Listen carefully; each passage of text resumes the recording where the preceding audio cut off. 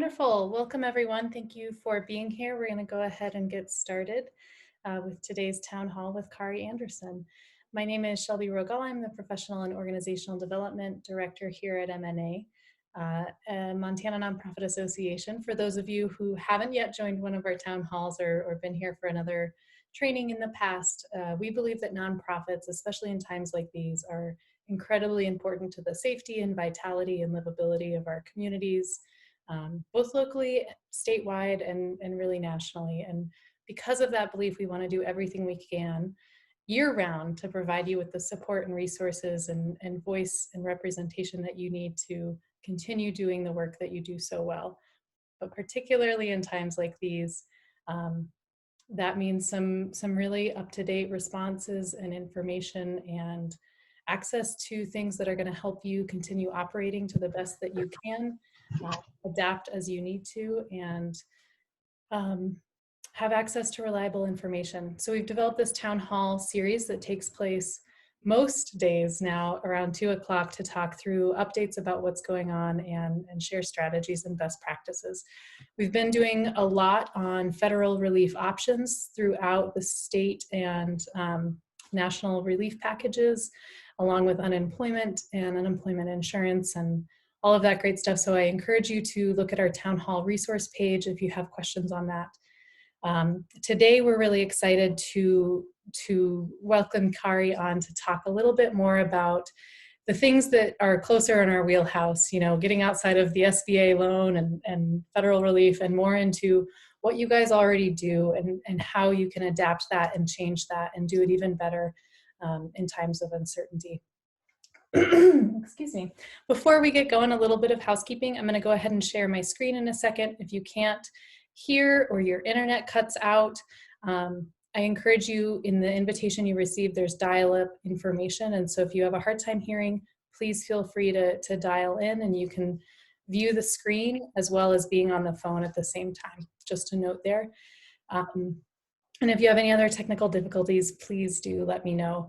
We will have some opportunities to ask questions, and you can feel free to send them in through the chat, or you can raise your hand. Excuse me. Coughing is a dangerous thing to do right now, but don't worry, I'm in my own home. So you can send them in through the chat or go ahead and raise your hand and let us know. And Tylin Newcomb, who is our membership manager here at MNA, is going to be on the line as well, helping to moderate and keep track of some of those questions that come through. Okay, so if you have anything, please let us know.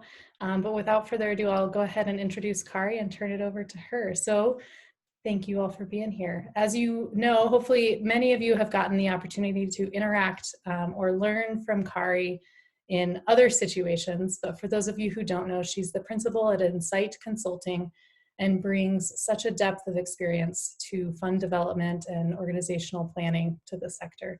She's had 20 plus years in key leadership roles with 7 nonprofit organizations, including the Muscular Dystrophy Association, the American Heart Association, the Logan School for Creative Learning, and the Vail Valley Foundation, as well as Central Washington University. From that depth of experience, she's launched her consulting firm where she specializes in board governance training and education, fund development plan creation, organizational assessments, executive coaching, capital campaign counsel, and many other wonderful things. From firsthand experience, I can tell you that working with Kari is a pleasure. She's knowledgeable. She does the absolute most she can for her clients and for even those who aren't her clients, and always brings a level of care and joy to her presentation. So I'm really happy to see her face today and glad you guys will be able to as well. All right, Kari, I'm gonna start the slideshow and pass it over to you. Great, thank you so much, Shelby. Welcome everyone. So today I am coming to you from snowy and sunny Teutonia, Idaho, because of course, since it's spring, Teton Pass is closed and we can't get to Jackson. And there's, 20 or so new inches of snow that we can't ski. So I am pleased to be here with you. For those of you I've not met, I am an unabashedly proud Montanan, though I do not live in Big Sky Country anymore. I was born in Billings and raised in Red Lodge. and I try to come back to assist Shelby and Liz and the team as often as I can. So a quick preamble before we get into, so how the heck do we raise money in times of change, right? So and I think Shelby knows this, so I was in Italy when all of this started. My husband and I are lucky enough to go to Europe. We scrimp and save to go ski over there, and we had for the last 2 years been planning. Hey, that's not my deck. But Shelby's gonna find my deck. We had planned for the last, I don't know, 2 years to go over and ski for 2 weeks in Italy, and then go to Lisbon. And well, this whole thing blew up while we were over there. So since the 13th of March, I've been having some fun quarantining. And now, I'm fine. And now the state of Idaho has us in mandatory lockdown for 21 days. So I reached out to Shelby and Liz and said, hey, I've got some time and I am happy to help. So here's where I am. And we're going to talk about special events today. We're going to talk about some best practice fundraising that you can do, and also just some cleanup that we can be handling as we kind of move into what I would call our new normal. And boy, our crystal ball is fuzzy with that. So Shelby's going to pull deck in a second, and just know that I am happy to make sure that this deck is shared with all of you post call. If Shelby doesn't send it out, I'm happy to do so. You'll also be seeing at the end of the call today information on me, how to find me via cell, how to find me via 800 website and email. I've told Liz this, I've told Shelby this. There's not a meter running for me right now. So if any of you need help, please reach out, right? There's no bill you're going to get in the mail. There's no ding on, any of your financials. I'm here to help with, with whatever the question might be and however I can help. So as Shelby pulls the deck, here's what we're going to talk about today.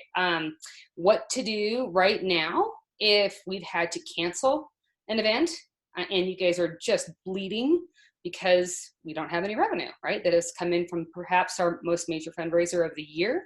The other piece that we're going to talk through is if you're having to make a really hard decision right now about postponement and or about cancellation, some really objective questions and dialogue to consider as you're having, there it is, as you're having some conversations with your board and perhaps those steering committees for those committees. So here are a couple questions for you guys. How many of you, by show of hands, or pings in the chatter box, right? How many of you have actually had to cancel events so far? Throw your hand up somewhere. I'm guessing there's a few. Yep. Hey, Kendra, I feel ya, right? So we got 3, 4, 5. Yeah, we've got a few of you, okay? I am really curious if you've had a chance to pull your head up yet to assess how much lost revenue that is. Because we're going to want to know, right? There's going to be some assessing that we do and some strategies we put in place. And if we haven't actually dared to be the ostrich and pull our head up out of the sand, if we don't have a number, then we can't get to solution. So if you don't have a number yet, oh, there we go. We got some numbers. Smoking Joes, folks. We got some money to make up. So we've got a plan, right, to do that. I am really also curious, for those of you who are used to being out and about with donors, this is a strange new world, isn't it? We actually can't go meet with donors right now. Are any of you feeling donor withdrawals? Anyone? Anyone? Or do we? Yes, Darren. Dean is, yeah, we got honest folks here. I love it. Good Montanans, right? One thing I know about our lovely state, we actually like to see people and meet with people, even if we have to drive 8 hours to do it. So yeah, it's a weird space to be in. Look at this. We got lots of goodies going on. And why my wonderful little email box decided to come up, I'm not sure. So, hey Shelby, I don't know how that wandered in there, but we don't want my screen all the way there. Can we move my screen bigger, better? Sorry, guys. Okay, so let's move on to this. So, Shelby, do you have any idea why my screen would have showed up? It's not, we're not seeing it. Okay, good. Yeah. I'm like, well, that's fun. They can all have fun responding to my email too. I've actually nipped that down to about 100 today, but that's fun. So here's where we sit with regard to going into making a plan, right? So yes, we've got some pain points with regard to lost revenue. We're going to talk through how to recoup that today. We have some pain points right now in terms of people saying, man, should I be asking for money right now or not? Some of this pressure might be from your board. I have heard from lots of individuals that have said, oh, we can't possibly ask for money right now. That's insensitive. And then I have heard from lots that have said, oh my heavens, if we don't ask for money right now, we aren't going to be around in a month. Right? And everything in betwixt. So we're going to walk through some really practical things you can do that come from a place of being really authentic and really sincere, and really listening to what's going on with your donors so that you can come back with them with the right answer. And you're going to come out of this today with some very practical things you can do when we have what I would call different time in our home offices. I don't think that any of you have more time. Right? I certainly don't. But your time is different, especially if you are having to home office with maybe not all the bells and whistles that you have at your regular office. Perhaps you're dealing with childcare at home. Perhaps you're dealing with a spouse or partner at home.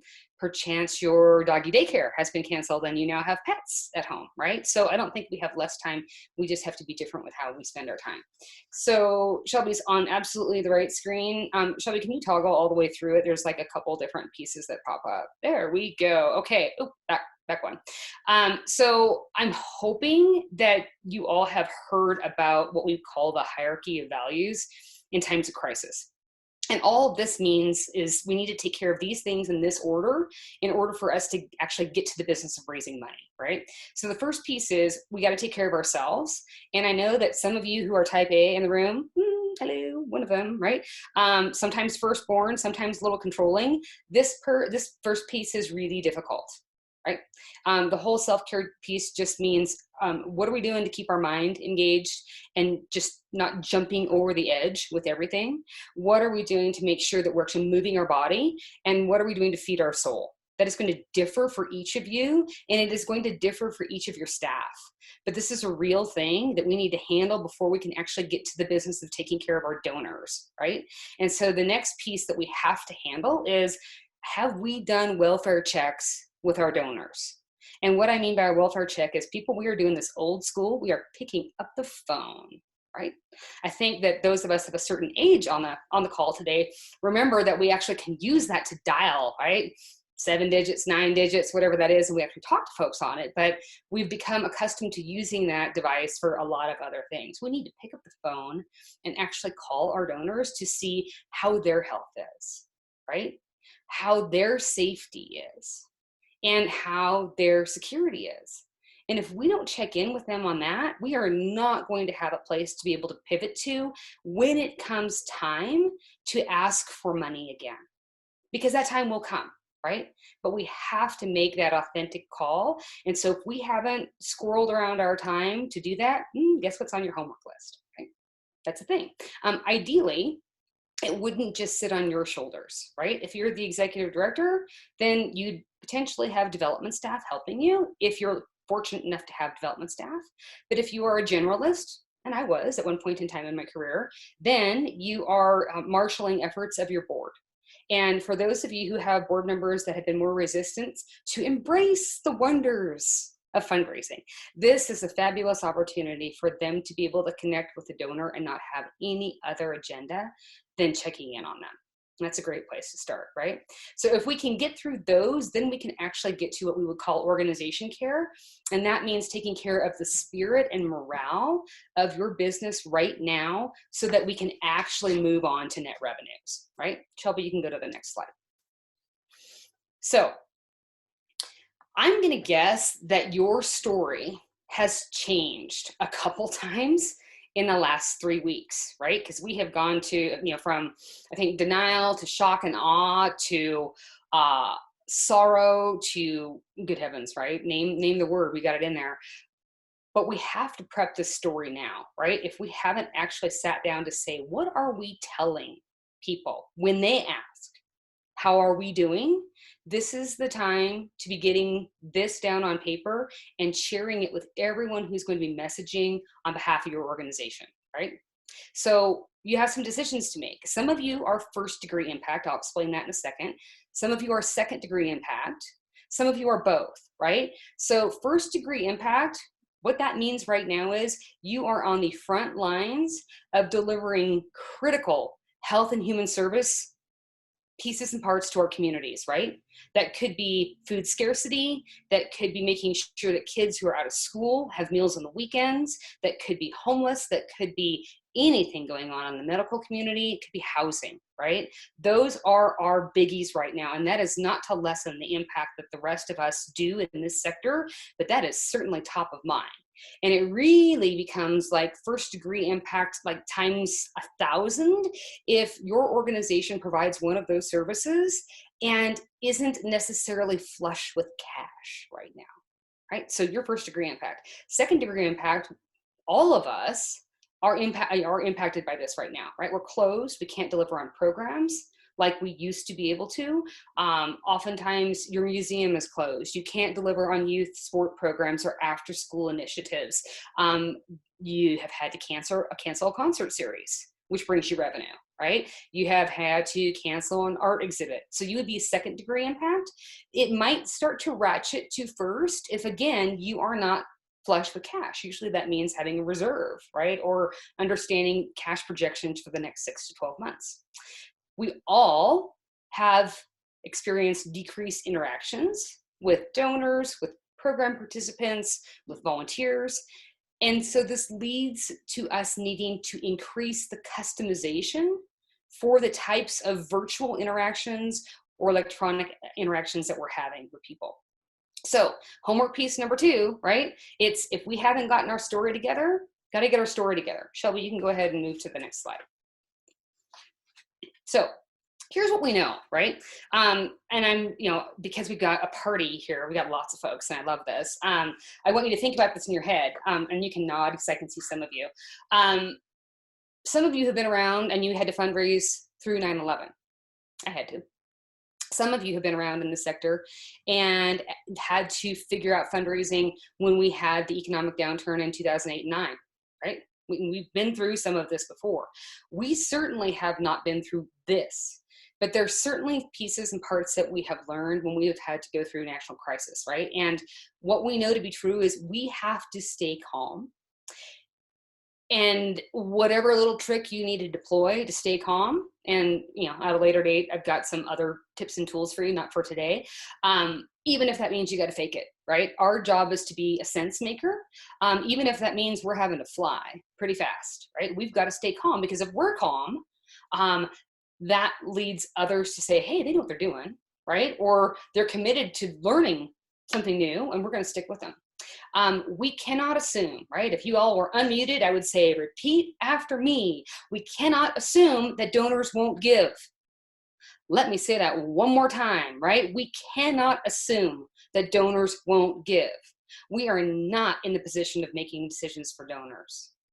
We are in the position of making sure they are communicated with, right? Authentically, thoughtfully, empathetically. Our job is to stay the course. Right? So for those of you who have strategic plans, this might be the time to dust them off to say, hey, what did we commit to doing this year and what of this really needs to elevate? Same thing on our fund development plans. This is not the time to ditch. We need to stay the course if your mission and purpose are legit, right? If they're not, we're going to have some floundering. High time to review our revenue goals. Did we really shoot for the moon this year? Are those pretty hairy and audacious, or are those achievable? Do we need to employ some different strategies in order to achieve those revenue goals, right?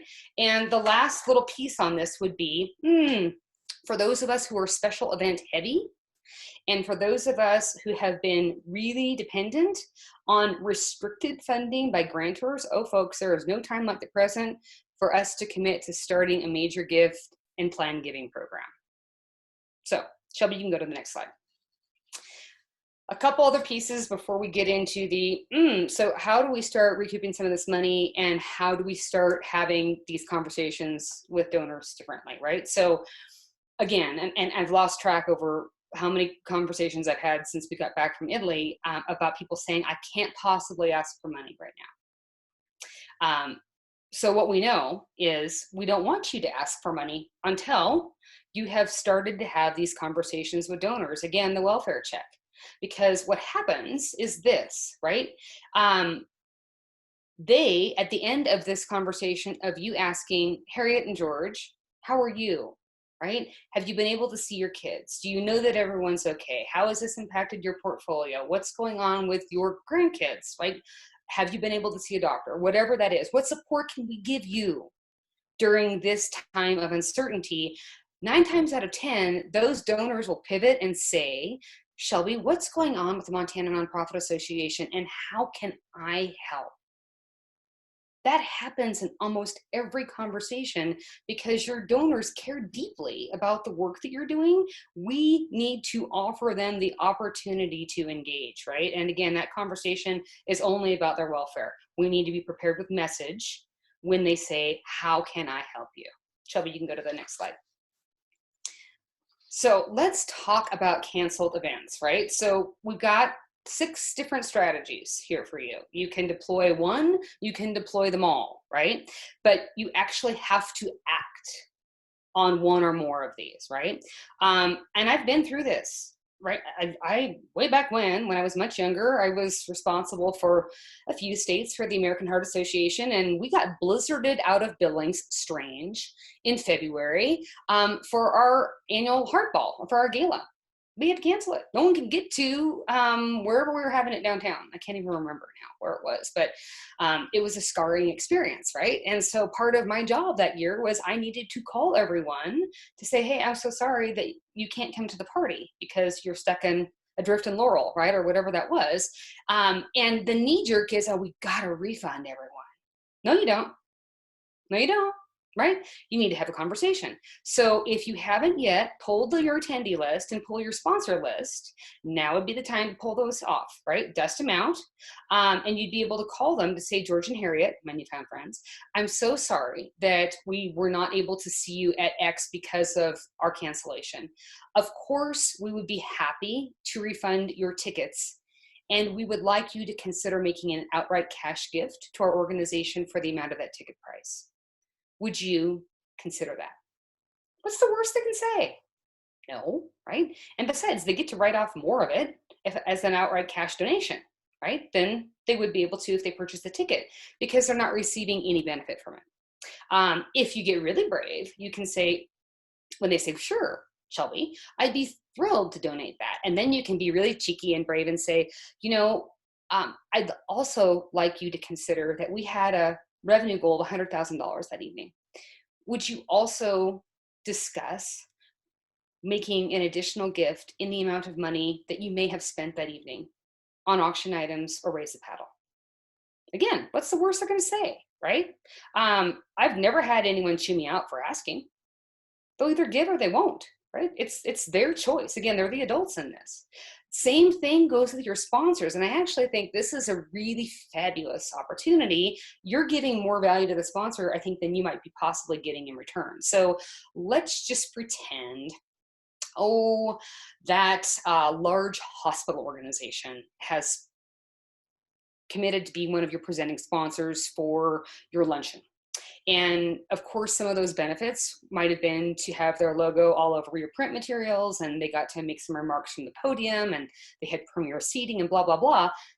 But you only had 300 people that were coming to that event. So if they instead would commit to giving you sponsorship funds to support the organization, you actually have a year or 6 months. You get to pick how long you're going to deliver marketing benefits for them to your entire constituent base. They actually might get more face time virtually with your entire constituent base if they're interested in sponsorship benefits. They also may consider giving you an outright cash gift instead of sponsorship. And again, you have nothing to deliver on that other than making sure you're hitting mission. So that's a conversation to have. If you are just bent on having an event, you can do a virtual event. These are actually being pulled off really, really well right now. And what that might look like is you have an event that's coming up, or you still have silent auction items or live auction items, and you would just pivot your auctioneer. there's certain software that you would need to use to make sure that people could be bidding, and virtually while your auctioneer is busy calling for bids.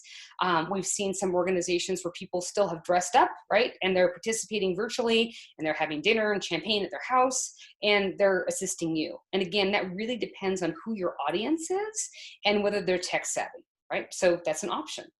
It's not for everyone. It certainly is for some. Do you have the capacity, again, if you have people that have contributed their tickets, they've contributed sponsorship, you still might have a gap to goal. So let's just say of that $100,000 event, maybe you have a $25,000 gap. Can you target a donor to reach out to say, hey, George, we are so close to reaching our event goal, and I'd like for you and Harriet to consider closing the gap for us. Would you make a gift of $25,000 in support of our work here in Missoula? That's the worst they're going to say. You can also still conduct a special appeal for what you were going to do. You can do it via mail. You can do it via email. You can do it live on your website. There's a variety of ways to handle it. Again, you just have to go do it. And the last piece, and you're going to hear me beat this probably like a broken record a couple times during our call today, is we have to make a commitment to not be so special event heavy. Shelby knows I'm an unabashed fan of a party with purpose. I mean, that's what I did at Muscular Dystrophy, and that's what I did at the Heart Association. I'm a fan of great special events for a couple of reasons. If we're doing them right, they're raising us a lot of money, as witnessed by all of your pings in the chat, right? If we're doing this right, we're also educating, informing, and inspiring our donors. But what so many of us still don't do is convert all of those attendees to becoming annual donors for us, right? So we've got an opportunity to not only start converting our attendees to becoming individual donors, we have a really fine opportunity to convert those guests who have been guests at our events time and again to ratchet up their giving to the organization.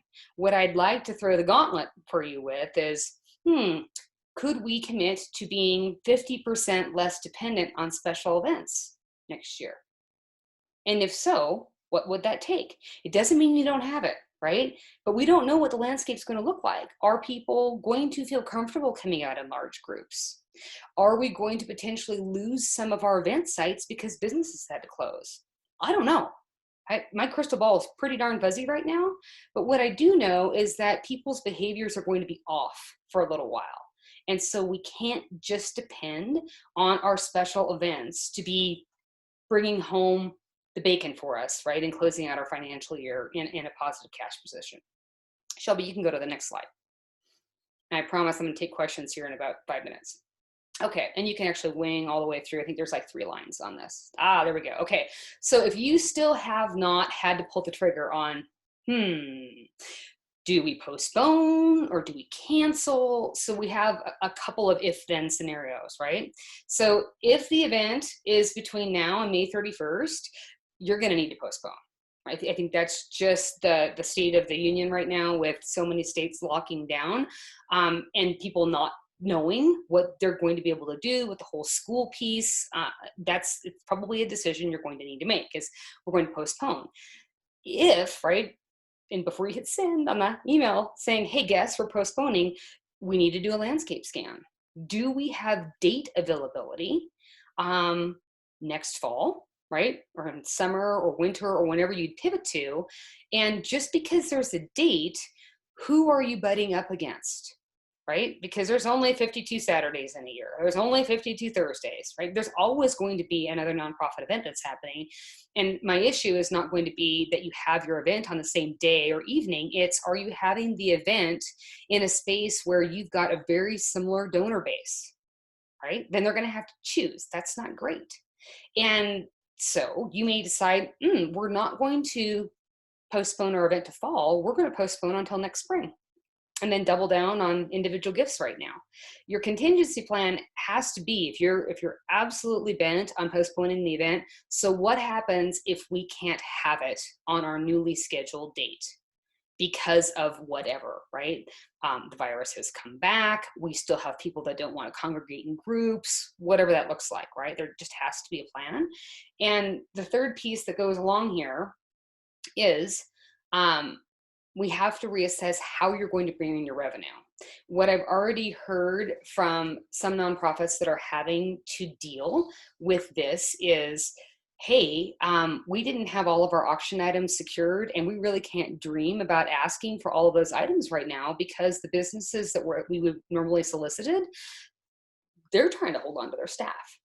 Right? The travel business has been hit. They're probably not giving right now. The restaurant and hospitality business has been hit. Some of our best live auction packages oftentimes come from travel and food experiences. So if you're still going to have your event, we need to do some pivoting on how much revenue do you actually think you might be bringing in if an auction is a component of it. This isn't to dissuade you from doing it. It's, we need to be pretty realistic about what people might be spending. My recommendation always, and again, it's because the Heart Association trained us well, we were expected to have met our net revenue goals before we hit the room the day of our event, because you don't know what's going to happen the day of the event, right? Maybe your AV is horrible, or people can't hear from the back of the room, or people really aren't spending more than 30 or 40% on their silent auction items. Better to prepared coming in. So those are some pieces with regard to how do we get that handled. Shelby, you can move to the next slide, please. All right, so, there's a couple clicks.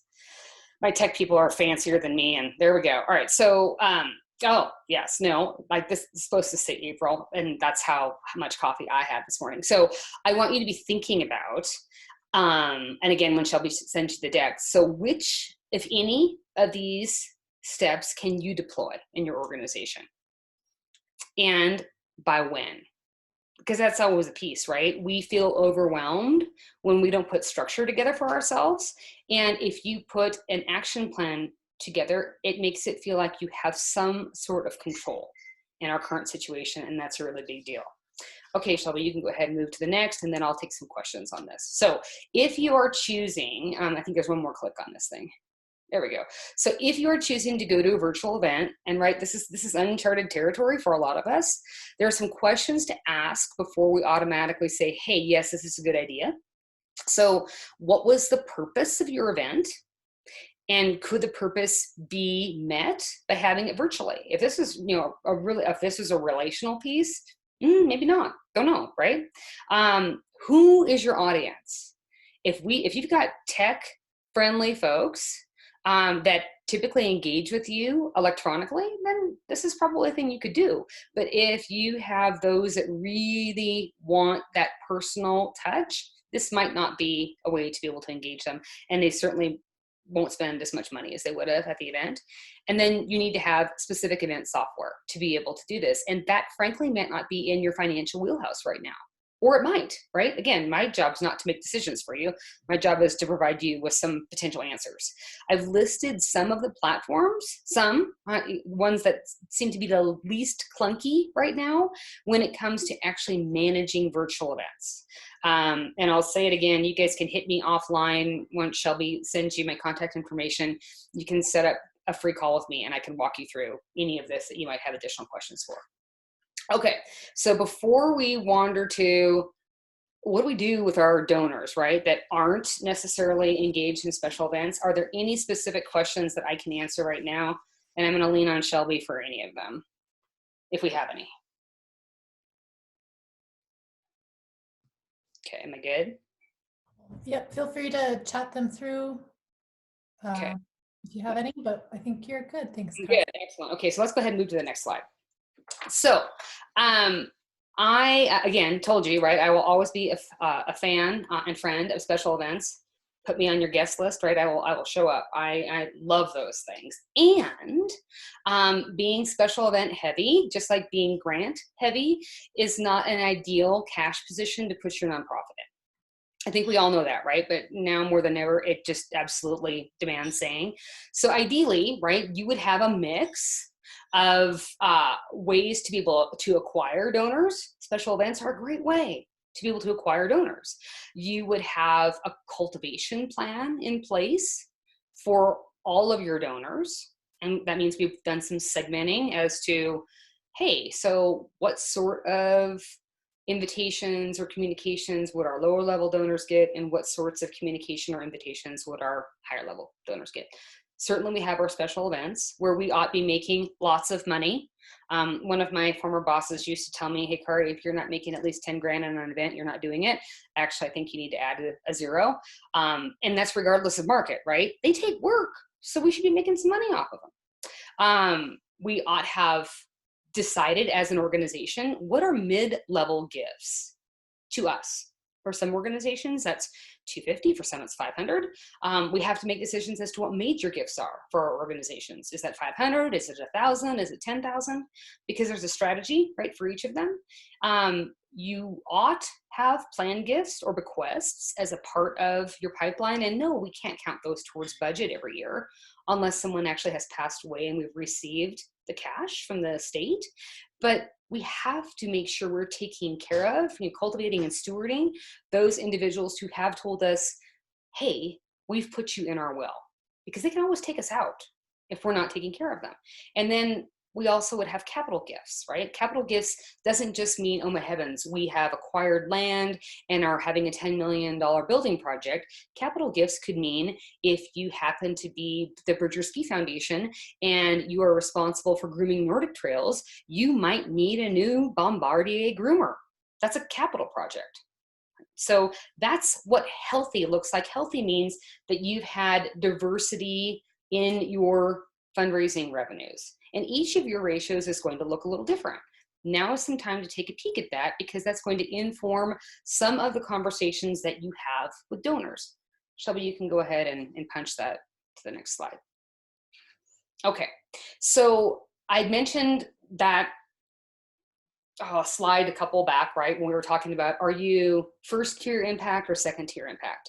So if you're being harmed, which we all are, right? We just have to decide, are we in Health and Human Services or are we not right now? We need to communicate with our donors about this. Last time I checked, donors are not clairvoyant, right? They cannot read minds, just like we can't read minds. And so our job is to reach out and tell them how this is impacting us. I think that it's important for us always to remember that, again, donors like to fund current acute needs. They will make the decision how much, they will make the decision when, right? And so here's what, if you haven't sent out an appeal yet, here's what's coming, right? You'll decide based on cash position when you send this, but there are 8 steps that this appeal should have, and it can only be 1 page long. It cannot be longer than 1 page. And there is no asking about the weather in the first paragraph or asking, being all nicey nice. We have to start this by stating an urgent message. That's piece 1, right? Piece 2, describe how the situation is hurting your beneficiaries, your cause, or your organization. Step 3, you ask for a specific gift to help, which means you need to know your numbers. Do you have a gap between now and the end of the fiscal year? Well, divide that gap by how many donors you have. You're able to call out a specific number in your appeal to ask that donor for. Number 4, you need to share a very short story, think 2 or 3 sentences, to illustrate your need. Number 5, you're going to show how their gift of X, $82, right, $205, whatever that is, show how their financial gift perfectly meets your need. Number 6, this isn't your only need, right? None of us budgeted, at least no one I've met yet, has budgeted for the economic impact that this is having on all of us, right? So we have to call that out. Again, donors are not clairvoyant. That this is not in your budget, that's number 7. And number 8, a reminder that we need them to send their emergency gift now. Your decision is when this goes out, right? And I'll give you a quick example from a client in Spokane. So a lovely youth sports organization had to, obviously close their doors. We're under a shelter in place there as well, and no unessential businesses. And they host large youth sporting events like lacrosse tournaments and volleyball tournaments and basketball, and there's a soccer, a couple other sports. They also provide after-school sports programming for 2 school districts. So they're shut down, and there goes their programming income. It's just annihilated. They're also not on the front lines of providing food, right, or shelter or hospital pieces. And I had a call with their exec last week, and he was extremely conflicted about whether or not he sent a message. And I said, hey, you got to send it, right? Because it's, again, not our job to make the call for these folks. You're hurting. They need to know about this. So, and I said also, put on some Kevlar. Oh, sure, Sandy, I'll get back to those in a second. He said, man, I'm nervous, right? Because a lot of these folks have lost jobs. And yes, they have. Yes, they have. And if we don't share with them that we've got a problem, you might not be around for their kids. I said, but put on some Kevlar because someone's probably going to buck. It happens, right? Not everyone is always a fan of us asking for money. And again, sorry, we're not here to be popular all the time. We're here to be respected and do our job. So he crafted the message and sent it out. And he got back to me a week later, and I said, well, how'd that go for you? He said, well, I got one phone call, and someone wasn't very happy with us, but I had the chance to be able to talk with him. And now he understands. And I got one email, and this person was hot, but they were hot because they're tired. They happen to be a doctor, right? And they're in the thick of this, and 2 of their kids are sick. I get it. They weren't hot with you. They're hot with the situation. He got 57 new gifts that week. 57 new gifts. That was on top of 122 other gifts of repeat donors. Send it, right? Okay, Sandy, I'm backing up really quick. And again, I'll make sure this is sent to you. Here are the steps, right? Number 1, state urgent message. Number 2, describe how the situation is hurting your beneficiaries, the cause, or your organization. Thank you, Shelby, for typing. Number 3, ask for a special gift to help. Number 4, short story to illustrate need. Rebecca, great question. Send appeal to whole donor list. Yes. So 4, a short story to illustrate need. Number 5, share how their specific gift is going to meet this need. 6, that this urgent need is not your only need. And that's going to differ for all of you, right? Because some of you, it's, holy crumb, we need money now to keep doors open. And for some of you, it's, this is a need that we have not anticipated, and we're going to be fine, for a while. But then we're going to need some help, right? So honesty, best policy on this. Number 7, that this current situation is not in your budget.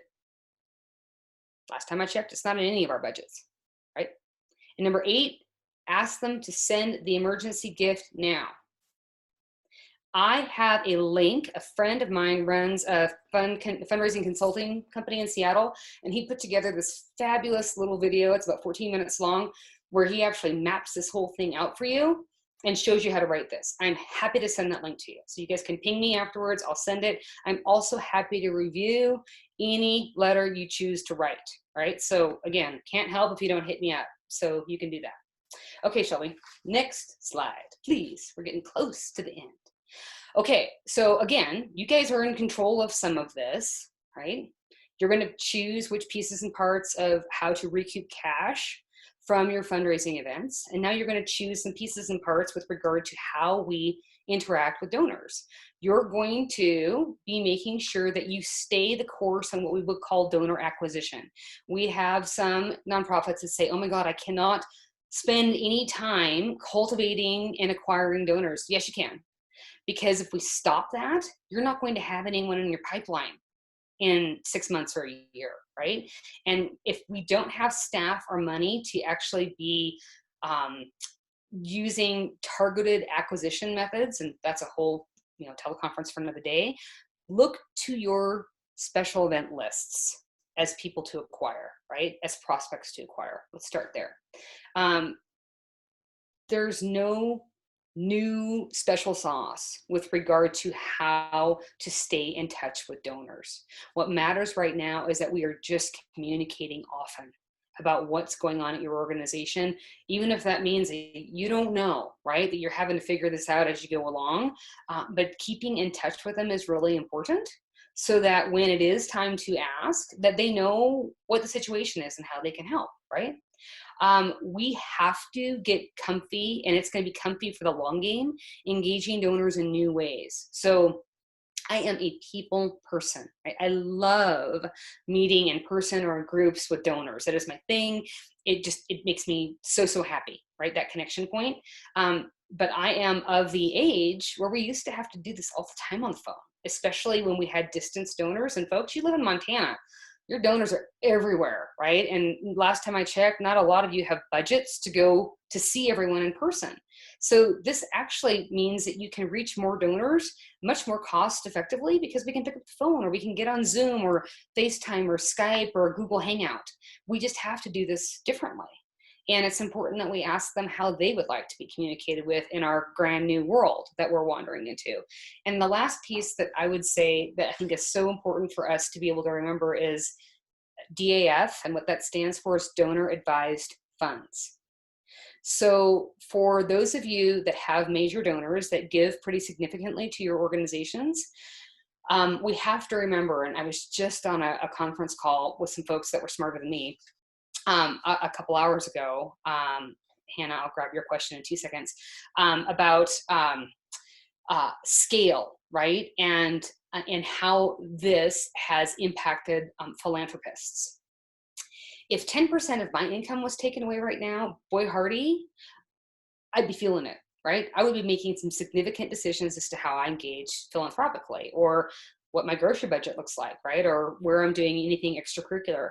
We have to remember that for those of you who have larger tier philanthropists that contribute to you, 10% of a loss to them is not going to impact how they give, because the bulk of them give through donor advised funds. They have already taken funds from their investments and they've put them into a fund that is not impacted by the stock market, right? The rolls that have happened on the stock market do not impact what they have in their DAF. So again, this just goes back to, we are not in the business of making decisions for donors. We're going to let them. All right, Hannah, what was your question again? Shelby, can you pop that up? I'm afraid to touch the screen for fear of breaking something. Yeah, so it's, do you recommend sending an email to set up call time or a cold call? Oh, that's a great question. So if you haven't talked to them in a while, I'd ping them with an email, but then I'd make a call, right? So here's the deal. I mean, and this was kind of drummed into my head when I was younger. If you're going to send an email, you better get ready to make a phone call, right? As follow-up. The other piece I think for all of you to remember is everyone's at home right now. Right? I mean, we're at home, and every donor that I've talked to thus far, you are a welcome distraction from what is going on in their household, right? Because we've got an awful lot of crazy that we're having to figure out. And so them actually talking to someone that they know, and you actually help to take their mind off of some of the chaos that's going on. A lot of times when you call, you may get their voicemail. That's fine. Make it short and sweet. Make sure they've got your cell number to call you back on. But if you send an email, just to kind of warm it up for them, you got to know everyone else is sending an email too, because that's a primary communication piece, especially working remotely. Pick up the phone. It's just me. They're not going to bite your head off. All right, Shelby, next slide, please. All right, it's like I knew, right? Pick up the phone, right? This is the thing. We have to get used to it, right? And I think one of the things you can ask them when you're on the phone is, I'd like to be able to keep in touch with you, right? I can't go to coffee with you right now. Can we have a virtual coffee meeting, right? Schedule it via Zoom. We're doing this with our friends anyway, but we need to have regular communication. And if we haven't updated our donor database lately with how your people like to be communicated with, here's a great time to be able to figure that out, right? Ask them. When was the last time that you actually asked? All right, Shelby, go ahead. I've got a fun slide there. Yes. Okay. So a couple pieces that I'm going to blaze through. And again, you guys are going to have this deck so that you can take a peek at it. I found some really, really interesting stats. And as we're prioritizing and shifting whom we're engaging with when for what conversations, here's some things for you guys to keep in mind about.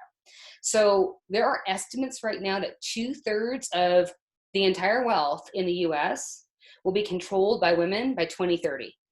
2/3. It's a big number. That 73% of charitable donors currently are women. That 73% of charitable donors in the world are women aged 37 and older. Women are predicted to give more than $550 billion, that is with a B, to charity within the next decade.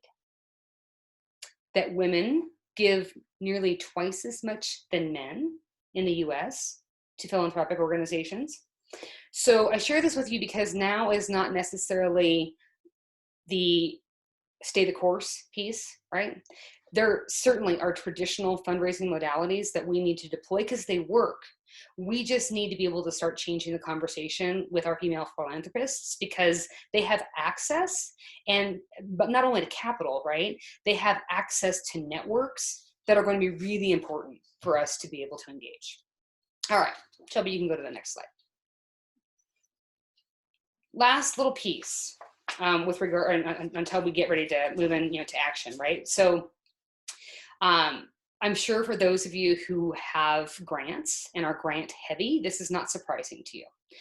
Only 20% of nonprofit funding in the US is unrestricted. And boy, is that hurting us now, right? So I am a fan of grants. I'm not a fan of writing them. Please don't ask me to do that. Not even if you pay me, I will not write them for you. That's someone else's much better lollipop for them to take on for you. But what I do know is there's millions out there. And I'm a fan of grants if they are for specific things in your organization, specifically having to do for tech or infrastructure or organizational capacity building. I am not a fan of grants that tie your legs together, right? Or that clip your wings. And that's especially important right now. So if you are funded by grant makers, folks, we got to get a hold of them like yesterday. Right? And the conversation is, again, to check in as to how they're doing because they are a donor, just like your individual donors are, just like your corporate partners are. And we need to find out, are we still in their wheelhouse? Right? Because they might be having to make some significant changes in their organization as to what they're choosing to fund. We are no doubt going to see a reset in this sector about key priorities. And so I'd like you to be on the front lines with them, helping to guide that narrative, right? The other piece that goes along with this is we need to be able to be brave and say, to XYZ Foundation, we know you have funded us with this restricted grant in the past. And I would like to ask that you remove that restriction. At this juncture, more than any, we are at a point where we need unrestricted capital. And I would like to enter into a conversation with you so that we can build some mutual trust so that you know that we are going to spend this in the way that we need this most and that you will be receiving progress reports as to how we're doing, right? We've got to start those conversations. Otherwise, you guys are going to be stuck with money that you can't use for things that you need to fund now. And we can't start that, right, until we start having conversations with our funders. Shelby, you can go to the next slide. The other little piece, right, that I would say that kind of dovetails with this is when we query, and we did this last year with the Utah Nonprofit Association, 81% of their members were saying, hey, access to working capital is their biggest challenge. And that dovetails with that restricted funding from funders. So as we're thinking through things to do during our time of, hey, I've got different time to work on fundraising and what might we want to take a look at, how do we start to shift our fundraising portfolios so that we have less dependence, right, on one particular piece, and that we really looked at earned income possibilities for each of our nonprofits. And that's, Shelby, we can make a note. That's a whole other thing for us to talk about at another point in time. I think the underlying message that I would just have for all of you is we've got to loosen up restrictions on our funding so that you have the ability to move resources where you need to. And right now, that's paying staff, right? Right now, that's making sure that you can actually pay your bills. All right, Shelby, next slide, and we're almost ready for questions. So we already talked about this, right? I want you to contact your funders. So that's probably homework piece of 5 or 6 for you, and really working through what diversified revenue streams would look like for your organization. There is not a one-size-fits-all package here. And again, I will tell you, find me, right? Find my calendar hop on it. I am happy to walk through with you what is your current reality and what might we want to start to pivot to. You don't have to figure this out on your own, right? Your board ideally would be involved with this too, but sometimes you need a place to be able to spitball this with, and I'm happy to be the place where you have a conversation to say, well, if then, what this, right? If we do this, what would that look like? And we can map that out together. All right, Shelby, next slide. I think there's a little picture. Yes, okay, good. So again, you guys get to pick, right?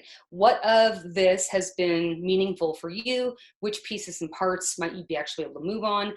If you are already so far ahead of the game, I know 2 of you on the call for sure are, I've seen your names, I know what you do, then this might be work.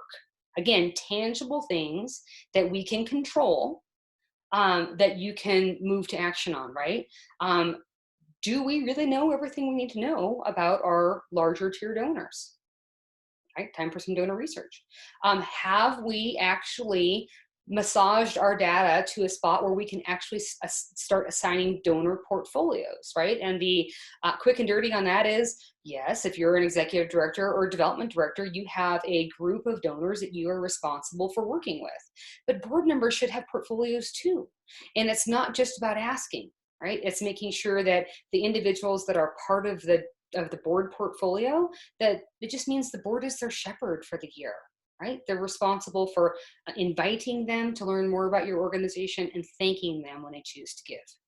If we don't have a donor database, oh, now might be the time to actually finish doing your research. TechSoup, right, has great discounts for individuals. I also have a link that I can send you if you haven't purchased a database yet that allows you to compare and contrast databases that might work best for you.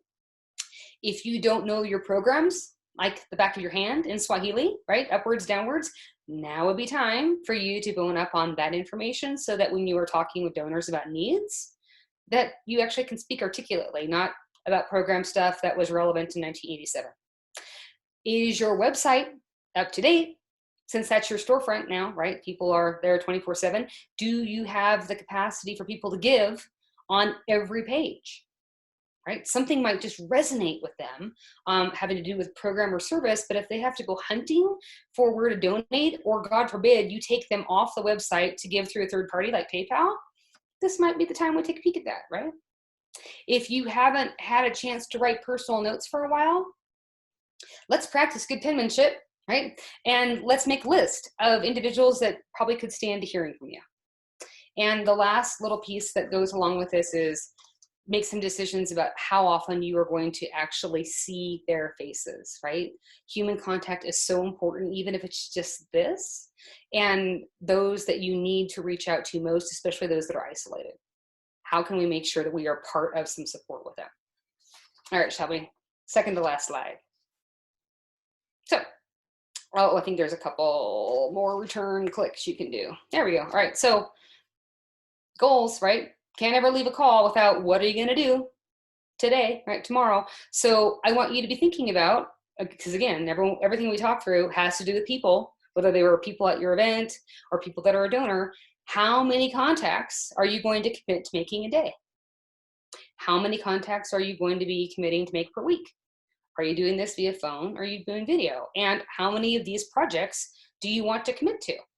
I'm not going to call you out and ask you right now, only because we don't have enough time. Otherwise, I would go to each of you because that's fun for me. Because I know that if you actually commit to it, you're going to get it done. I'm not telling you there's a minimum or a maximum. I know you each have other loads to take care of right now, but I want to challenge you to think through what's your number, because if you have a number, you're going to get it done. Shelby, you can stick up my contact slide and then I can take any other questions before we sign off. So this is how you find me, right? If you go to my website, there is a section on it that says contact, and there's a link to my calendar. So that's how you find me. I do something on Mondays called Nonprofit Therapy, and I save every Monday for nonprofits who are not clients. And that's when you guys can book half-hour calls with me, and they're always free, and I haven't yet set a cap on those. If you email me, I will send you another link, and that's specifically for, oh my heavens, like I needed help for a hot mess yesterday, having to deal with COVID, and then you got access to the rest of my week, right?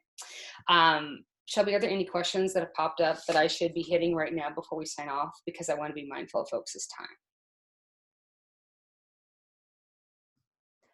I am not seeing any. Thailand, are you seeing any either? Because I've overwhelmed everyone. I don't see any more questions. And so we just want to thank you again from the MNA team and all of our members and non-members on this call. We really, really appreciate this advice. I was a fundraiser before I took the membership job at MNA. And so, you know, it's been great to hear everything you say. And I think a lot of it is applicable and it's doable. I think that's what I felt like listening to you. I was like, oh, I can do that. I can do you that. know, like Claire can do that. Jolene can do that. I know everyone can. So thank you so much. We really appreciate it. And to everyone left on the call, we just want to remind you tomorrow at 2 p.m. We'll have a town hall with Senator Tester. So if you have any burning questions for him, send them to the MNA inbox now, and we will see if we can get him to address those. And on Monday, Governor Bullock is going to be speaking, and Wednesday, Senator Daines. And these are all really great opportunities to get our representatives, you know, to tell them what's happening on the nonprofit front lines and hear their responses and how they are going to be helping our sector. So we hope you can tune in. We will send out a recording of this webinar and the slides to you probably by tomorrow. I'm not sure how quickly Shelby does it, but she's very quick. She's magical. Yes. Yeah. Thank you again. And everyone, we hope you have a great afternoon. Thank you.